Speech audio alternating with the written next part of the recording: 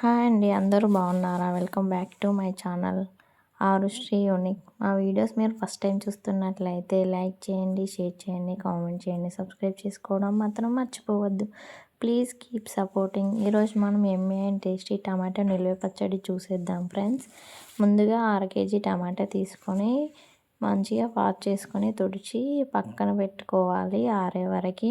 Next టమాటాని చిన్న చిన్న ముక్కలుగా కోసి పక్కన పెట్టుకోవాలి. నెక్స్ట్ గ్యాస్ పైన బౌల్ పెట్టుకొని అందులో 1 టేబుల్ స్పూన్ ఆయిల్ వేసుకొని టమాటా మొత్తం బౌల్లోకి వేసుకొని మంచిగా మగ్గనివ్వాలి. చూడండి, వీడియోలో చూపిస్తున్నట్లుగా టమాటా మొత్తం బౌల్లో వేసుకొని మంచిగా మగ్గనివ్వాలి. ఇప్పుడు ఇందులోకి మనం పులుపుకి సరిపడా చిన్న లెమన్ సైజ్ అంతా చింతపండు తీసుకొని వేసి మగ్గించుకోవాలి. చింతపండు వేసిన క్లిప్ అయితే మిస్ అయిపోయింది ఫ్రెండ్స్. ఇలా టమాటా చింతపండు మిక్స్ అయ్యి మంచిగా మగ్గే వరకు ఇలా మగ్గించుకోవాలి.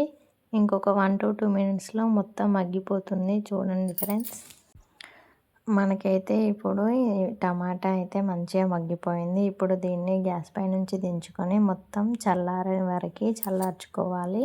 నెక్స్ట్ పచ్చళ్ళలో వేసుకోవడానికి 2 టేబుల్ స్పూన్ల మెంతులు, 2 టేబుల్ స్పూన్ల జీలకర్ర వేసుకొని వేయించుకుంటున్నాను. ఓన్లీ 1 టేబుల్ స్పూన్ మెంతులు, 1 టేబుల్ స్పూన్ జీలకర్ర అయితే సరిపోతుంది. అన్నిటినీ ఇలా పౌడర్ చేసుకోవాలి. నెక్స్ట్ టమాటో, చింతపండు అవైతే మగ్గిపోయాయి. ఇప్పుడు వీటిని మిక్సీ బౌల్లో వేసుకున్నాను. నెక్స్ట్ ఇందులోకి పొడి 1/2 టేబుల్ స్పూను జీలకర్ర మెంతుల పొడి, 8 నుంచి 10 వెల్లుల్లి రెబ్బలు, 4 టేబుల్ స్పూన్స్ కారము, సరిపడా ఉప్పు వేసుకోవాలి. మా కారంలోనే ఉప్పు ఉంది, అందుకే నేను కొంచెం అయితే వేసుకున్నాను. మీరు చూసి వేసుకోండి.